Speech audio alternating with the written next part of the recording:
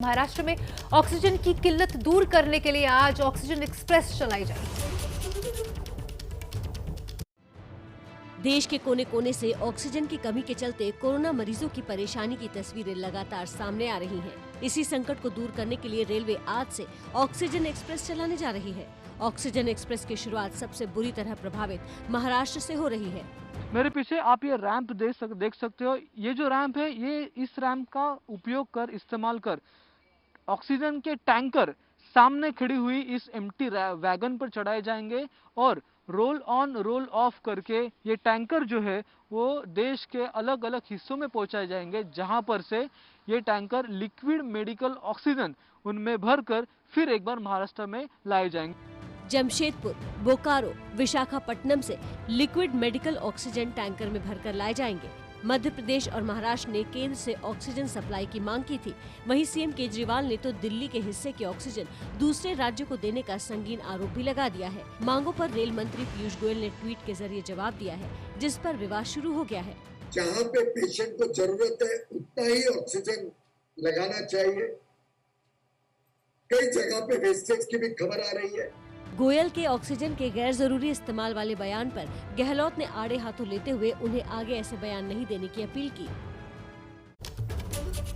देश की राजधानी दिल्ली का हाल बता देते हैं आपको, जो कि इस वक्त कोरोना कैपिटल बनने की होड़ में है। हाहाकार मचा हुआ है दिल्ली में।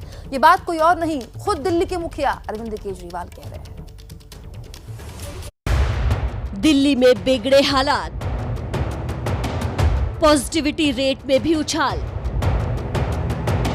केजरीवाल की केंद्र से गुहार, ऑक्सीजन के लिए भी मांगी मदद।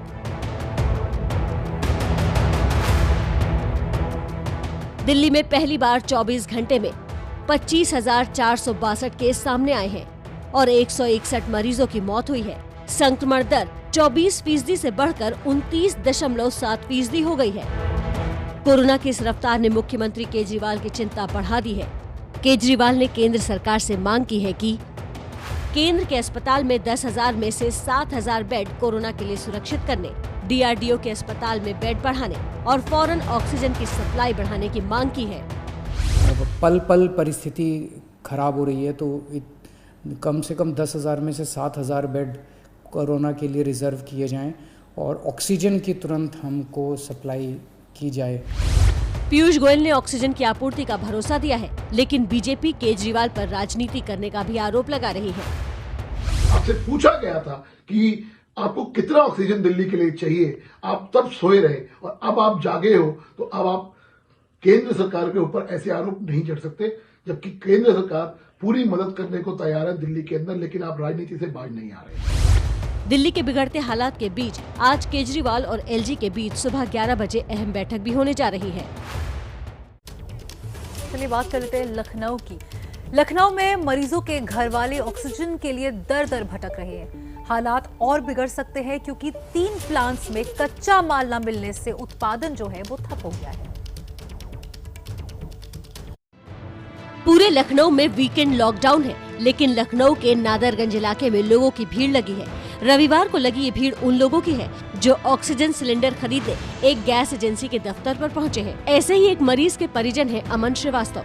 अमन अपने कोरोना पॉजिटिव दादा के लिए ऑक्सीजन लेने आए हैं। लेकिन जितना मिल जाए वही सही।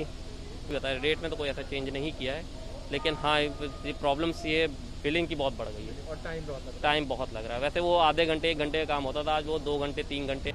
अमन की तरह रविंद्र भी हैं, जो अपने भाई के इलाज के लिए ऑक्सीजन लेने आए हैं।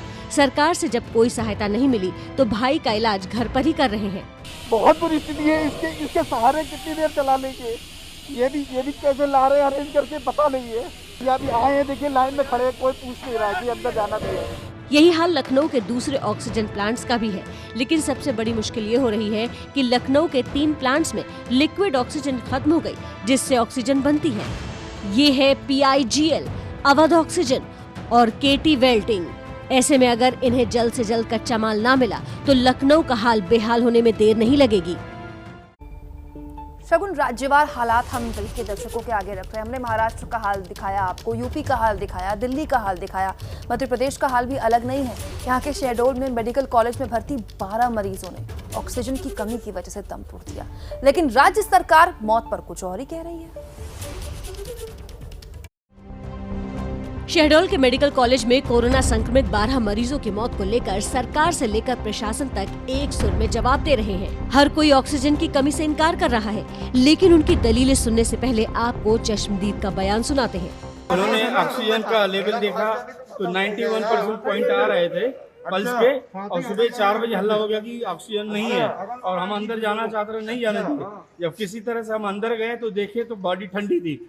अस्पताल में ऑक्सीजन की कमी से मौत का मामला सामने आते ही मेडिकल कॉलेज के डीन से लेकर प्रशासन तक सफाई देने में जुट गया। मध्य प्रदेश के चिकित्सा शिक्षा मंत्री विश्वास नारंग ने दावा किया कि उन्हीं मरीजों की मौत हुई है जिन्हें पहले से कोई गंभीर बीमारी थी।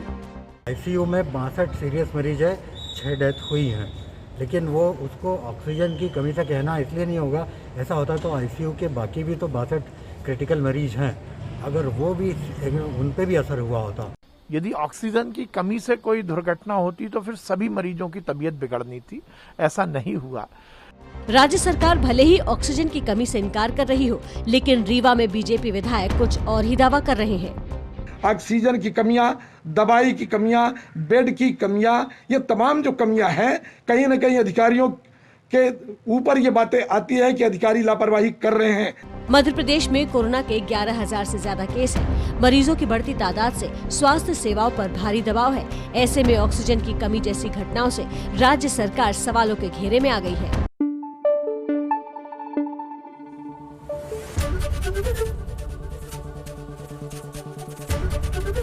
एबीपी न्यूज आपको रखे आगे।